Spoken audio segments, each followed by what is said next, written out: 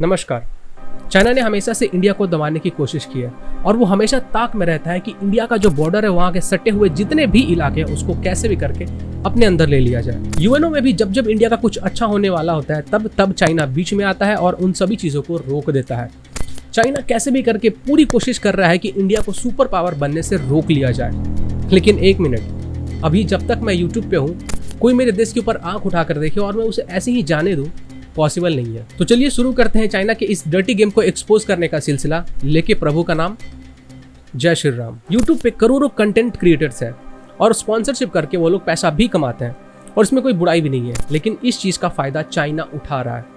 कुछ चीज़ें मैं आपके साथ अभी शेयर करता हूं जिसके बाद आपके होश उड़ने वाले हैं। कुछ दिनों पहले मुझे एक स्पॉन्सर का मेल आया और उनका कहना था कि मैं उनके ऐप को प्रमोट करने में हेल्प करूं, जिसके बदले वो मुझे पैसे भी देंगे। उनका ऐप एक हेल्थ इंश्योरेंस ऐप था। उनका कहना था कि आप लोग 500-700 रुपये जमा करो और जब आप कभी तकलीफ में हो गए, आपके हेल्थ प्रॉब्लम्स आएंगे या आपको कोविड हो गया या कोई और बीमारी हो गई, और जो भी मेडिकल खर्च होगा वो सब हम लोग उठाएंगे। तो मैंने उन लोगों से बात किया।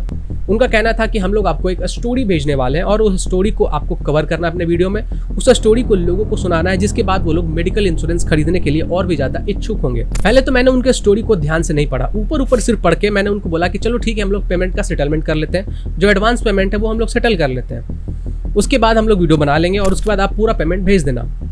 बट बाद में मैं जब पूरी स्टोरी पढ़ने लगा तो मुझे कुछ ऐसा मिला जो चौंकाने वाला था।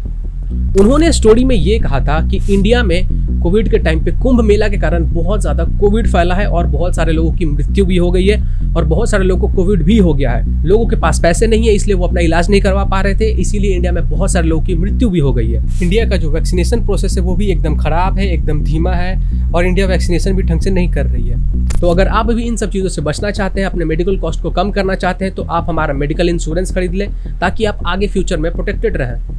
मैंने उनको बोला कि क्या मुझे पागल समझते हो, मैं फुलिश दिखता हूँ क्या, ये स्टोरी है या प्रोपेगेंडा है? उसके बाद वो बोलती रही कि नहीं ऐसा कुछ नहीं है, ये सिर्फ एक स्टोरी, हम लोग किसी कंट्री के खिलाफ नहीं है। मैं तो तुरंत समझ गया कि ये लोग क्या करना चाहते थे। उनको लगा कि मुझे ये नहीं मालूम होगा कि आखिर न्यूज़ पोर्टल में चलता क्या है, न्यूज़ में आखिर जो प्रोपेगेंडा है वो कैसे चलाया जाता है। उनको लगा कि इनको एक स्टोरी बोल के दे देते हैं, ये लोग अपने वीडियो में कवर करेंगे, हमारा प्रोपेगेंडा भी कंप्लीट हो जाएगा और ऐप का प्रमोशन भी हो जाएगा। ये लोग चाहते थे कि मैं इनके स्टोरी को यूज़ करके इंडियन गवर्नमेंट को डिफेम करूं और लोगों के बीच में एक सॉफ्ट इन्फ्लुएंस पैदा करूं कि ये देखो इंडियन गवर्नमेंट फेल हो गई थी कोविड के टाइम पे। अगर मेरी जगह पे कोई और इंसान होता, कोई और क्रिएटर होता, तो शायद वो उस स्टोरी को सुना देता और प्रमोट करके पैसे कमा लेता, लेकिन मैं ऐसा नहीं कर सकता हूँ। मैं अपने इंडियन गवर्नमेंट को कभी भी डिफेम नहीं कर सकता हूँ कुछ चंद पैसों के लिए। मेरे लिए सबसे पहले मेरा देश आता है। एक यूट्यूबर होकर अपने स्पॉन्सर से दुश्मनी मोलना एक बहुत बड़ी बात होती है। मैंने अपने पेट के ऊपर लात मारा है, लेकिन फर्क नहीं पड़ता है। मेरे लिए पहले मेरा देश आता है, कुछ पैसे नहीं। अब चाइना के उन सब चीज़ों को मैं एक्सपोज करूंगा कि कैसे ये लोग जाल बिछाते जा रहे हैं इन सभी ऐप्स को यूज़ करके। ये लोग अनवेरिफाइड ऐप्स को यूज़ करके दो तरीके के स्कैम करते हैं। पहला स्कैम तो ये है कि ये लोग आपके पर्सनल डेटा को निकालेंगे और उसको अपने सर्वर्स पे स्टोर कर लेंगे और उसके बाद आपका एक प्रोफाइल क्रिएट किया जाएगा।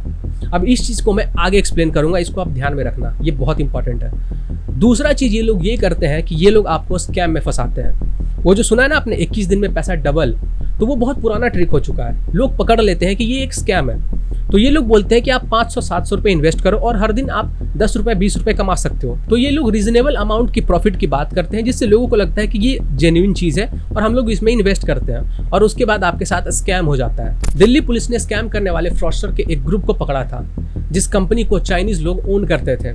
उन्होंने सिर्फ 2 महीने में 150 करोड़ का चपत लगाया और टोटल 5 लाख लोगों के साथ स्कैम किया था। ये तो सिर्फ एक केस था, ऐसे दर्जनों केस भरे पड़े हैं। अब अभी जो मैंने आपको पहला पॉइंट बताया था उसको मैं आपको एक्सप्लेन करता हूँ। आपका एक प्रोफाइल बनाया जाता है और उसी तरीके से लाखों करोड़ों लोगों के प्रोफाइल्स बनाए जाते हैं और उन लाखों करोड़ों लोगों में से मिलिट्री के लोग भी होते हैं, पुलिस वाले भी होते हैं, और इनका एक प्रोफाइल बना के अलग सेपरेट कर दिया जाता है। और उसके बाद ये लोग स्पाई करते हैं कि इंडिया में कहाँ पे कितने ज़्यादा पुलिस वाले हैं, कहाँ पे पुलिस वाले ज़्यादा एक्टिव है, कहाँ पे पुलिस वाले कम एक्टिव है। और उसके बाद उन सभी इन्फॉर्मेशन को यूज़ करके ये लोग इंडिया में जासूस भेजते हैं और जासूसी करवाते हैं। 27 जून 2021 को बंगाल में एक चाइनीज स्पाई एजेंट को पकड़ा गया था। बीएसएफ के जवानों ने उसको पकड़ा और उसके पास से बहुत सारी चीजें बरामद हुई थी।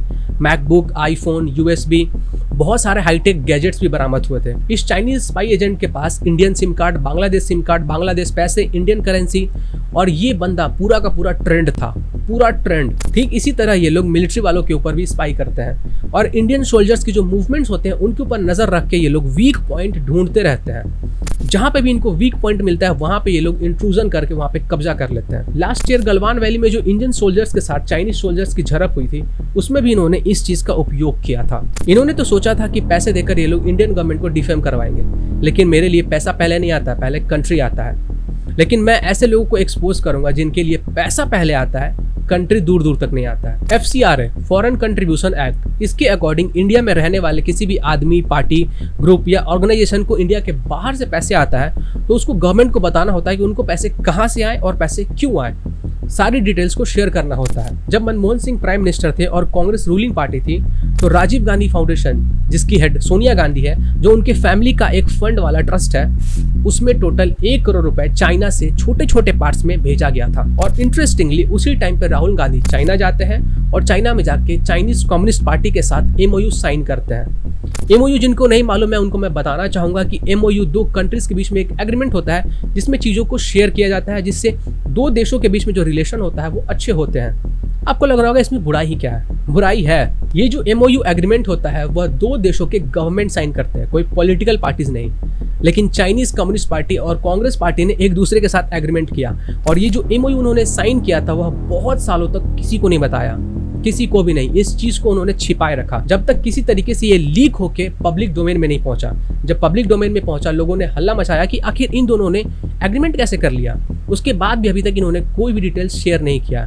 क्या एग्रीमेंट हुआ, किस चीज के लिए एग्रीमेंट हुआ, कौन सी चीजें शेयर की जाएंगी, इन्होंने अभी तक कुछ भी नहीं बताया। सुप्रीम कोर्ट ने भी कांग्रेस पार्टी से पूछा कि आप लोग एक पॉलिटिकल पार्टी हैं, तो आप लोगों ने चाइनीज कम्युनिस्ट पार्टी से एग्रीमेंट कैसे साइन किया? आप इंडिया के पॉलिटिकल पार्टी होकर चाइनीज पॉलिटिकल पार्टी के साथ एग्रीमेंट कैसे कर सकते हैं? अब एक और इंटरेस्टिंग सा चीज मैं आपको बताता हूँ। उसी टाइम पे PMNRF, prime minister national relief fund, जिसमें लोग अपने जमा पूंजी को डोनेट करते हैं ताकि लोगों की हेल्प हो सके जब भी कोई डिजास्टर आता है, उन पैसों को ट्रांसफर किया गया था राजीव गांधी फाउंडेशन में।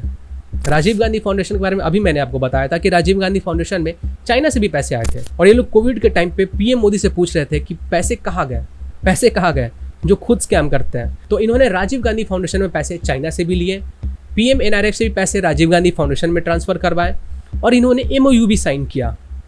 अब मैं आपसे पूछना चाहता हूँ कि इनके लिए पैसा पहले आता है या देश पहले आता है? मैंने तो स्पॉन्सर्स को अपने देश के लिए लात मार के भगा दिया है और मैं आशा करता हूं कि YouTube के बाकी के जो भी क्रिएटर्स हैं वो भी प्रमोशन करने से पहले जांच परख कर लेंगे।